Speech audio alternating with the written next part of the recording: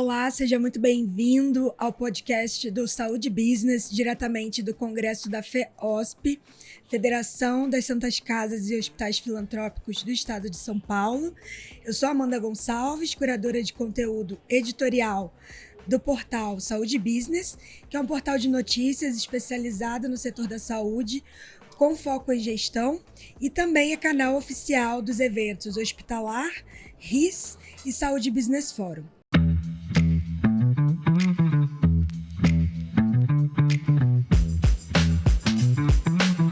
Hoje a gente vai falar um pouco sobre indústria nacional, hospitais e o desafio da autossuficiência em tecnologia para a saúde. O congresso da FEOSP está acontecendo desde ontem, tem tido muitas discussões sobre os desafios de financiamento, inovação e o acesso no sistema de saúde brasileiro. A gente está aqui numa tentativa de encontrar os caminhos para fortalecer a produção nacional de tecnologias e dispositivos médicos, de modo a reduzir a dependência de importações no setor. E para falar sobre esse assunto, ninguém melhor do que Paulo Henrique Fraccaro, CEO da Abimo. Seja muito bem-vindo, Fraccaro, é muito bom ter você aqui. Muito obrigado pelo convite, um prazer imenso estar dividindo essa tarde com o Aguinaldo, com uma larga experiência dentro de uma vida de hospital, né, que é o nosso cliente. Estou à sua inteira disposição. Muito obrigada. Para qualquer pergunta. Muito obrigada. E o Fraccaro já adiantou, a gente também recebe aqui Aguinaldo Catanossi, superintendente do Hospital PUC Campinas. Seja muito bem-vindo, Aguinaldo. Muito obrigada pela presença. Obrigado, Amanda. Obrigado a todos. Fraccaro, meu amigo, obrigado também por estar aqui com você. Estamos à disposição. Então, Fraccaro, para a gente começar a esquentar aqui a nossa conversa, eu vou começar com você. Eu queria que você desse um panorama hoje de como está a indústria nacional de equipamentos e dispositivos médicos. Ótimo. Vamos lá. Nós temos quase 3.000 indústrias no Brasil. Quando você usa a palavra indústria nacional, nós, da Abimo, a gente consideramos que, independente do capital, da origem do capital, se ela produz no Brasil, a gente pode considerá-la como empresa nacional. Ela não precisa ter o capital totalmente brasileiro. As indústrias aqui instaladas, com a parte que elas importam ou com a parte que elas fabricam, elas atendem quase 80%, 85% da demanda nacional. Agora é interessante, falei, com a parte que também elas importam. A importação é muito mais significativa no atendimento da saúde no Brasil do que a fabricação local. Eu posso dizer para você, de cada 100 reais, vamos supor, ou $100, tanto faz, que você precisa de consumo de dispositivos médicos, não medicamentos, mais ou menos 60% são produtos importados. E o resto, 40%, é fabricado aqui. Por isso que é importante esse diálogo, que provavelmente o grande questionamento é, como é que eu aumento a participação nacional? Então agora eu faço uma interrupção e vou trazer um outro parágrafo para análise. Vamos considerar o Brasil com 200 milhões de habitantes. 150 milhões dependem do SUS, 50% da saúde suplementar. Aproximadamente o que se gasta para atender 150 milhões é o que se gasta para atender 50 milhões. Então a primeira pergunta que você faz, alguma coisa está errada. Ou se gasta muito para os 50, ou se gasta pouco para os 150 milhões. É um questionamento que todos nós estamos fazendo, estamos estudando, mas a gente vai chegar à conclusão que o SUS ainda gasta muito pouco na saúde. Ótimo, então essa informação, para quem quer vir montar uma empresa no Brasil, ou quem já está aqui no Brasil, ele pode falar, há um mercado potencial na saúde pública muito grande. Porque se eu gasto, o que eu gasto com 50, vou gastar eu posso multiplicar por 3 para o que eu gasto com 150, é um potencial muito grande. Só que isso não é verdade. E é isso que breca o desenvolvimento das indústrias no Brasil.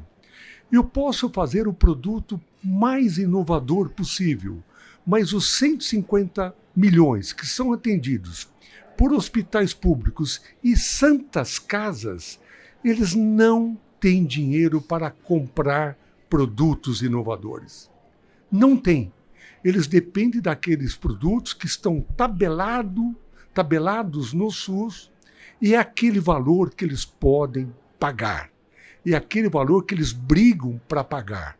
Se eles pagarem um pouco a mais por um produto inovador, vai faltar um caixa no final do mês ou no final do ano. E essa informação simples, mas importante, ela breca o projeto de inovação nas empresas. Porque a pergunta que se faz é: para quem eu vou vender o meu produto inovador? Para uma saúde suplementar que atende 50 milhões, onde as multinacionais com as últimas tecnologias já estão presentes, ou para os 150 milhões, que só compra aquilo que pode?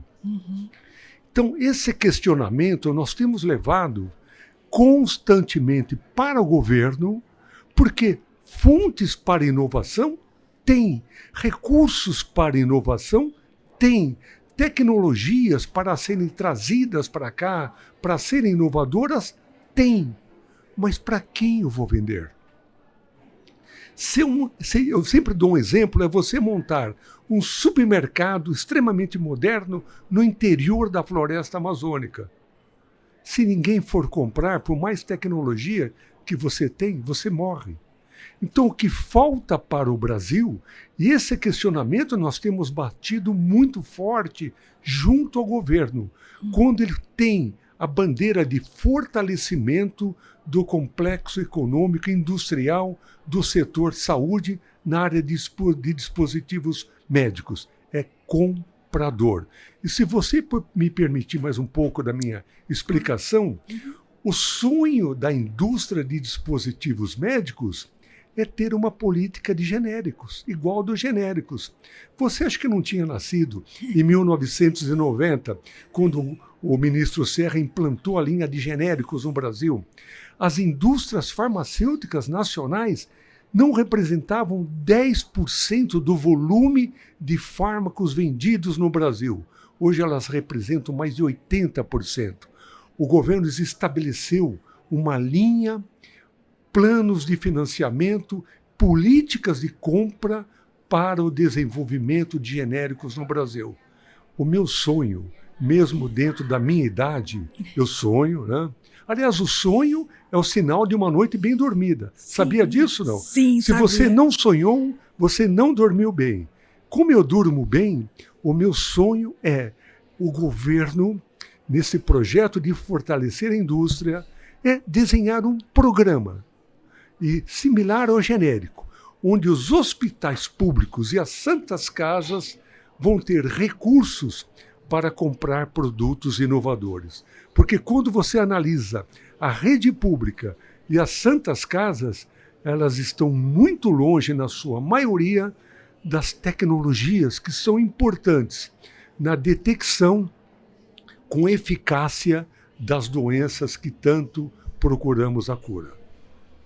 E você, Aguinaldo, do outro lado da mesa, né, você representando aqui um hospital filantrópico, você enquanto comprador, como você enxerga essa situação, né, essa falta de recursos ou recursos muito apertados, né? Como você faz para adquirir novas tecnologias e poder entregar mais valor para os seus pacientes? Bom, eu concordo com o Fracaro aqui em relação ao mercado e o cenário, né, das empresas e das empresas de tecnologia no processo. E, Fracaro, você tem razão, às vezes as pessoas pensam que muitas vezes é o lucro que envolve Sim. um CEO ou um representante de uma empresa, e não é. O pesadelo de um CEO, principalmente em empresas que envolvem um risco de desenvolvimento de tecnologia, é a perda de interesse do seu produto. Então, quando você fala o genérico em relação à tecnologia, é porque ele quer, no fundo, que o produto dele seja desejado. O pesadelo de um empresário é quando o produto dele perde interesse para o segmento, para quem precisa. Em relação aos hospitais, que é a minha área, a gestão hospitalar e saúde, essa questão do financiamento, na verdade, eu acho que é o ponto mais crucial. Eu sou um fã do SUS. Desde a minha formação em 2002 como neurocirurgião, depois em 2007, eu sempre trabalhei como SUS, como médico. Até hoje, mesmo sendo trabalhando como gestor em saúde, executivo em hospitais de mercado e agora no Hospital PUC Campinas também, filantrópico, a fonte de financiamento do SUS foi um problema. Aliás, ficou faltando esse processo lá atrás. Ele foi muito bem desenhado, tem muitos processos que foram adaptados ao longo desses anos todos, e a gente, lógico, precisa sair um pouquinho da visão romântica do SUS e para o ponto que já foi trabalhado com a CPMF, você lembra disso, né? Em outras situações, uma tentativa de se achar fonte de financiamento exatamente da saúde. Fato esse que não se conseguiu chegar nem lá atrás, no passado, e era um ponto importantíssimo para que a gente pudesse ter a sustentabilidade do sistema. Em que pese, o sistema também da saúde, a gente tem recursos que precisam ser trabalhados de uma forma racional. Então, o uso racional dos recursos, com desperdício, o tratamento dele e a performance, também é um processo que envolve a inovação e a tecnologia também. O aprimoramento, os hospitais vêm melhorando a cada ano esse processo, com bons diagnósticos, equipamentos, parque tecnológico, o medicamento com uma biotecnologia fantástica. Se a gente olhar a história, sistemas de gestão, prontuários eletrônicos, o que os hospitais, com todas as dificuldades que você relata aqui, Fracaro, muitos hospitais conseguiram fazer grandes avanços com inovação e tecnologia. Não a ponto de inteligência artificial ainda, é verdade, não nesse nível, mas é um processo que vai se chegar ao longo do tempo. E com muito sacrifício, com muita dedicação. Agora, além do aprimoramento da gestão, fontes de trabalho, de projeto, algumas entidades focadas também em associação com parcerias educacionais, a nossa instituição em si ela é educacional, né? A PUC Campinas, ela tem 80 anos de história na educação, com quase 20 mil alunos, nós sabemos. Então tem uma história grande nessa história há muito tempo. O hospital tem 45 anos, então o nosso core principal é a educação, é formar pessoas e transformar vidas, né? Mas o hospital, ele cresceu muito, né? O hospital universitário hoje, temos o Hospital PUC Campinas, um hospital de quase 400 leitos, o SUS privado com filantropia, com atendimento SUS e também no sistema privado e particular, e que com inteligência, com uma situação de dedicação em relação ao cuidado no ciclo da receita, a gente consegue amenizar algumas situações. Mas para avançar do ponto de vista de realmente melhorar a custo-efetividade, melhorar a experiência do paciente, o colaborador, a saúde mental dele também, a dedicação dele, essas tecnologias, essas inovações, se elas não trouxerem mais contato com o paciente, maior tempo de dedicação desses profissionais com o paciente, de nada adianta. De nada vai adiantar. Elas não conseguem substituir, assim como em 1992, 93, a gente estava lá com o XP fazendo um curso de computação. E olha o que nós estamos hoje com esse celular aqui, que é o nosso trabalho hoje. Sim. Eu estou me vendo parecido com aquela época. Agora, tem um outro cenário que não é tão bom assim. A gente sabe o que aconteceu com a quebra da Bolsa lá de 29 e o que aconteceu depois, lá por volta dos anos 40, com a Segunda Guerra Mundial, né? Nem fale. E não é coincidência. A gente olhar o cenário hoje, as coisas se repetem, o ciclo, né? Covid veio, pandemia, escassez de recursos geral, e quantas guerras a gente já não está vendo na sequência depois de alguns anos? Não é coincidência, muitas vezes. Vivemos um momento de desafio, de ausência, de dificuldade de recursos, isso é fato, com uma demanda energética altíssima, principalmente de países que têm uma demanda, uma dificuldade energética como a China. E nós precisamos aproveitar, nós temos um país que nós somos privilegiados em relação a isso, sabe? Um sistema de saúde que consegue fazer o que faz com os recursos que tem, e um sistema privado alinhado, temos a ANAP, associações de hospitais que representam e que conseguem avançar num sistema em busca da sustentabilidade, do equilíbrio de maneira fantástica. Então eu vejo assim, de um lado, uma expectativa positiva e um cenário macroeconômico um pouco preocupante a médio prazo. Vou voltar com você agora, Fracaro. Você já falou, de algum modo, na sua primeira fala, mas eu queria entender melhor quais são esses desafios, esses entraves aí que você conhece bem, para que de fato a gente consiga conquistar o seu sonho, que você comentou, de ter uma política nacional direcionada à produção de equipamentos e dispositivos médicos, e como a Abimo atua na prática, no dia a dia, para tentar superar essas dificuldades e chegar ao objetivo final, que é ter essa política.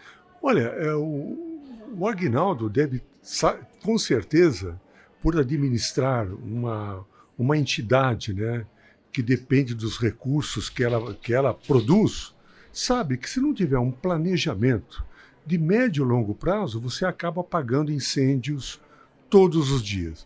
O que acontece com a área da saúde? Você pode ver que nós nunca tivemos uma longevidade com os ministros da saúde. Há uma troca constante. Tendo a troca constante, o ministro que entra não consegue dar continuidade ao trabalho anterior. Então ele começa a desenvolver novos projetos. Daqui a pouco ele sai, mais novos projetos e não chegamos a lugar nenhum.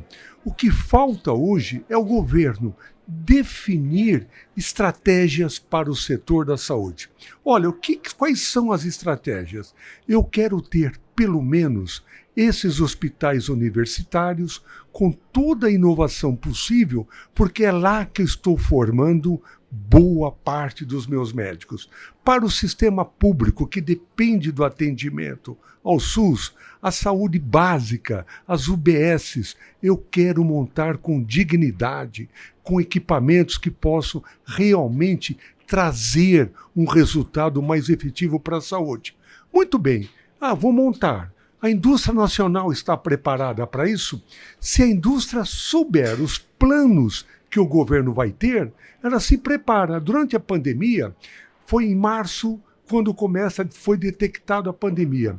No final de meados de abril, nós fomos convocados pelo ministro da Saúde que o problema era a falta de ventiladores no mundo. Nós tínhamos 4 indústrias no Brasil produzindo ventiladores, toda a produção direcionada para o governo. No final de agosto, nós já tínhamos mais 8 empresas produzindo ventiladores. Por quê? Havia uma demanda do governo. Então as empresas se prepararam para isso. Outro exemplo, seringas. O Brasil é um dos poucos países do mundo que tem 4 fábricas de seringas. Eu estive no gabinete do ministro e falei, ministro, a hora que for começar a aplicar as vacinas, nós temos que ter um planejamento, porque o Brasil produz seringas. Ninguém produz para estoque. Deixa-nos conhecer com antecedência. Nada disso foi feito. Chega dia 31 de dezembro naquele ano, se publica uma licitação para fornecer 300 milhões de seringas para entrega em 30 dias. Ninguém estava preparado e lá fomos nós importarmos produto. Então, o que falta hoje no governo, não nesse que está entrando, mas dentro de uma maneira geral, é um planejamento. Agora, pela primeira vez, eu tenho um bom exemplo. O PAC Saúde. Vão ser montados 100 unidades de centros cirúrgicos e uma quantidade enorme de UBS. Nós fomos chamados, convocados, para ver os produtos que o governo quer comprar, ver as especificações, ver o que a empresa nacional conseguirá fazer, mas nós já alertamos. Não deixe para comprar um lote grande de uma vez, que nenhuma empresa vai conseguir entregar e vamos ter que trazer da China.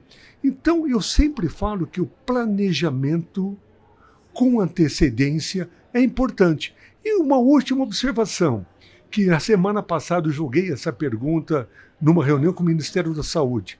O que é estratégico para o Ministério da Saúde, para as empresas de dispositivos médicos produzirem no Brasil? Não dá para produzir tudo. Grandes equipamentos, tomógrafos, ressonância, eu posso montar aqui. Mas o resto é difícil, porque o consumo não justifica. A fábrica que montou aceleradores lineares fechou, porque o consumo brasileiro não é o suficiente para manter uma fábrica rodando. Então eu falei, ministério, informe, o que seria estratégico para o governo? quais produtos. E vamos consolidar o ressurgimento, a implantação, o fortalecimento dessas empresas. Porque uma parte nós vamos sempre ter que importar. Agora, eu não preciso esperar uma pandemia para descobrir que eu tenho que importar tudo.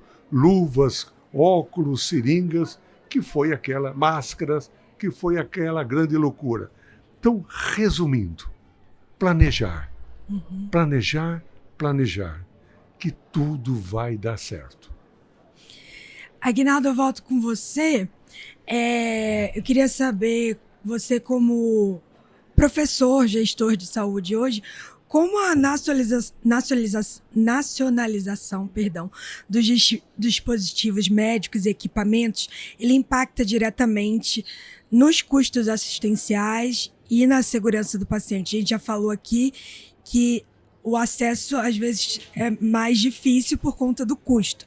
Mas, para além disso, eu queria que você falasse mais um pouco sobre isso. Tem essa análise do custo mesmo, mas, Fracaro, você vai concordar comigo uma situação. Toda vez que a gente vai fazer E esse, na história do planejamento, envolve muito uma situação dinâmica dentro de um prestador de serviço.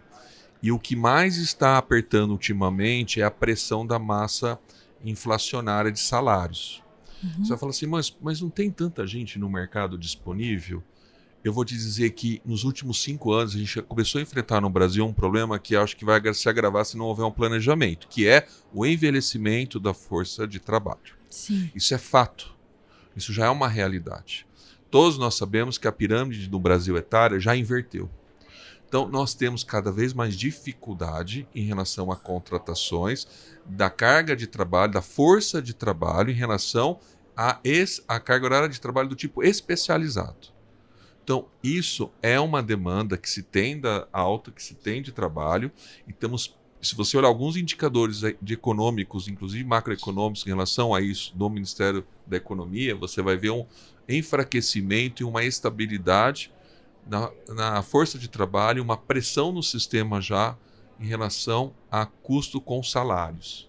Então, essa questão de tecnologia, de inovação, a conta que se faz é o seguinte, em relação a um valuation, a uma viabilidade de investimento, a um BP, a um plano de trabalho para viabilidade econômica, se isso continuar sob pressão, vai acelerar ainda mais a demanda por inovação e tecnologia para que a gente possa suportar essa força de trabalho diminuída no país. Não é que é diminuída por capacidade eventualmente. Nós temos excelentes profissionais de formação de muitos bons e poderia ser maior até se houvesse um planejamento não só para a saúde como para a educação.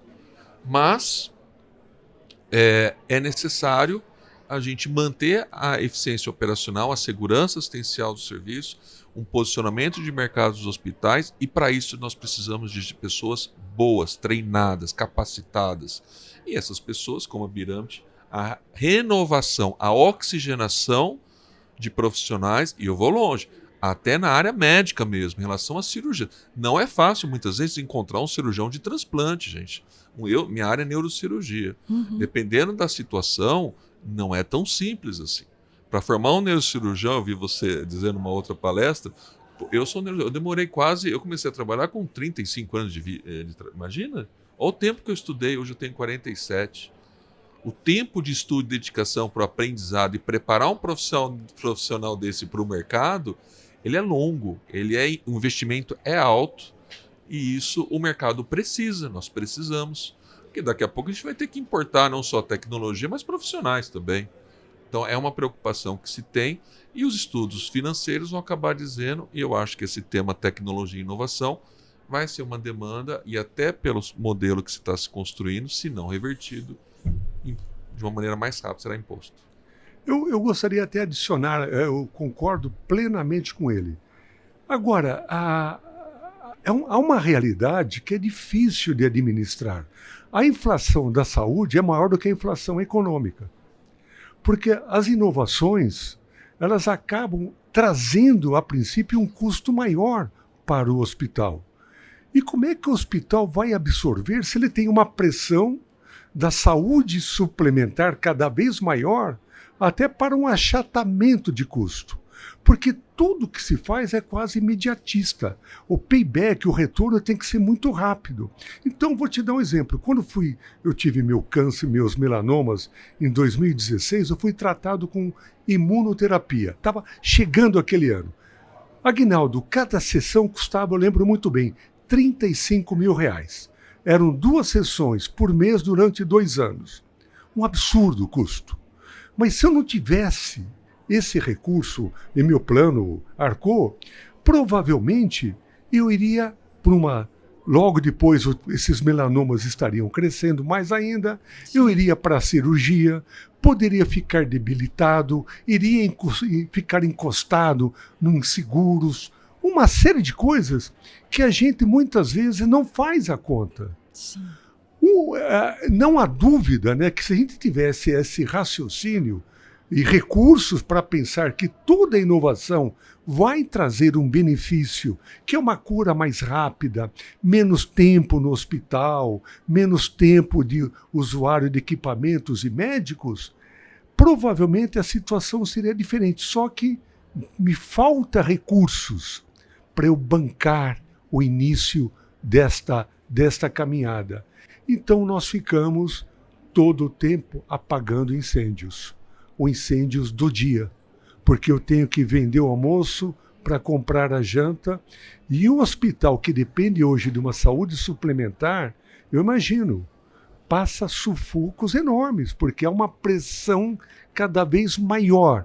Você, como paciente da saúde suplementar, querendo que a saúde banque cada vez mais tratamentos que não estavam previstos, sim, não quer que ela aumente mais do que a inflação, porque o seu salário não aumenta e ela cai em cima do hospital na redução de custos. É lógico que há desperdícios em todos, sim, os setores, exames que não eram necessários, tem tudo, né? Sim. Mas também tem essa equação que temos que pensar. É difícil, né, de resolver, mas precisamos pensar e resolver aí no futuro próximo. A gente já está encaminhando aqui para o final do nosso episódio. Queria fazer mais 2 perguntinhas só. A gente está no congresso da FEOSP, né? Eu queria saber como essa parceria com a FEOSP, a BIMO e FEOSP ajuda nessa articulação para vocês conquistarem os objetivos, cada um com as suas demandas, né?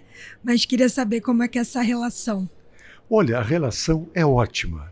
E é um momento fantástico onde a indústria pode conversar com o cliente e tomando até um café, quando muitas vezes o dia a dia do Aguinaldo nem permite que ele tome um café com algum fornecedor, porque é uma correria. Aqui não. Se ele está calmo aqui, estamos conversando, podemos sentar. Ou seja, o melhor caminho para se conhecer as necessidades e as dificuldades é através de um diálogo. Sim. E o FEOSP é uma oportunidade para esse diálogo acontecer. Perfeito. E agora você, Aguinaldo, você como hospital filantrópico, como você enxerga a FEOSP nessa batalha aí que você tem no hospital da PUC Campinas? É fundamental, nós somos associados há muitos anos já, essas associações, e é um momento oportuno da gente se reunir e tentar juntos encontrar soluções que são incomuns, diretrizes, ações, demandas, problemas incomuns que juntos podemos ser mais fortes para tentar, com representatividade, nos ajudar, e além do relacionamento realmente, do contato aqui com a parceria com os fornecedores, os parceiros, as empresas e todos, né, que nos ajudam. Realmente é um momento até melhor para conversa mais leve. Sim. Momentos assim precisam sair da operação. Tem um respiro, sair um pouco, tem que sair daquele zoom da operação para respirar um pouquinho a estratégia. A gente tem que equilibrar momentos de estratégia com operação, senão a gente se afoga no meio dos problemas. E não resolve nada. Agora, tem uma coisa que tem um problema que a indústria hospital não consegue resolver, é a falta de cabelo. Muito bom. Boa, Ai, perfeito, é verdade. Agora só Você viu o que ela falou? É verdade. É só pra gente fechar agora, é sempre muito bom ter vocês aqui, ter pessoas muito bem-humoradas, trazem uma leveza realmente pro momento. A gente está falando de assuntos bastante caros e complexos, né? Sim. Queria que você, Aguinaldo, começasse deixando uma mensagem para os gestores hospitalares sobre o que você vislumbra para o futuro em termos de adoção de novas tecnologias, versus a todos os desafios que vocês precisam superar para que, de fato, ela chegue a quem precisa. Primeiro, não se assustar. Não se assustar com o momento, manter o controle, tentar entender onde um dia de cada vez. Uhum. Um dia de cada vez. A gente não vai conseguir achar soluções, não existe bala de prata. É tentar um pouco a cada dia, pequenos projetos, pequenas ações, às vezes sem muita... Não precisa gourmetizar muitas ações de gestão. Há momentos que é importante, eu sei, tem muita gestão que gestores, eu já sou assim também, às vezes a gente precisa mesmo algo mais sofisticado na gestão. Mas vivemos um momento em que muito nem sempre é bom. Às vezes tem que ser uma gestão simples, eficiente, precisa nos pontos que acabam alavancando alguns resultados que fazem uma diferença enorme. Enorme. Não negligenciar inovação e dispositivos novos. Não faça isso. Porque pode ser que no momento, eu já tive, graças a Deus, momentos muito bons e resultados que foram alavancados com plataformas de tecnologia, produtos e mais ainda, o seu corpo clínico, que é o seu principal corpo clínico e paciente, né? Sim. Eles precisam dessas tecnologias.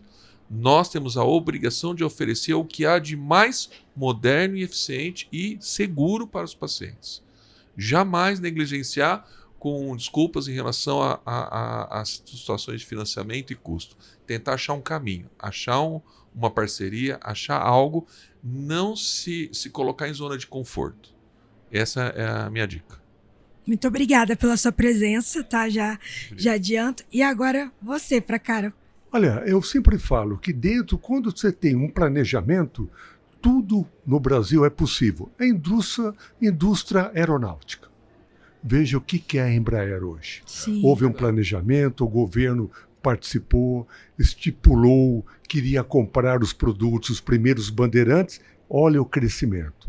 Hoje, o que nós fazemos? Estamos conversando muito com o governo, estamos sentindo as portas abertas. É a primeira vez que o governo tem uma preocupação desse tema de fortalecer o complexo industrial da saúde.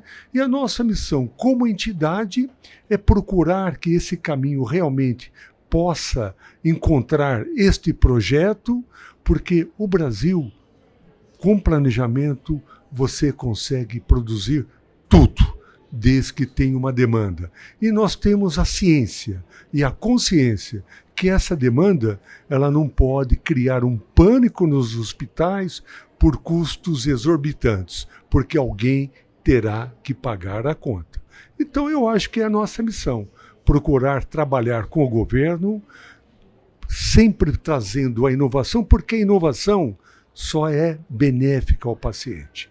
É benéfica ao hospital e é benéfica ao país. É isso que eu penso. Muito obrigada. Obrigada mais uma vez. Foi ótimo. Acho que foi um bate-papo bastante produtivo. A você que está nos acompanhando, eu agradeço também a sua audiência e até a próxima.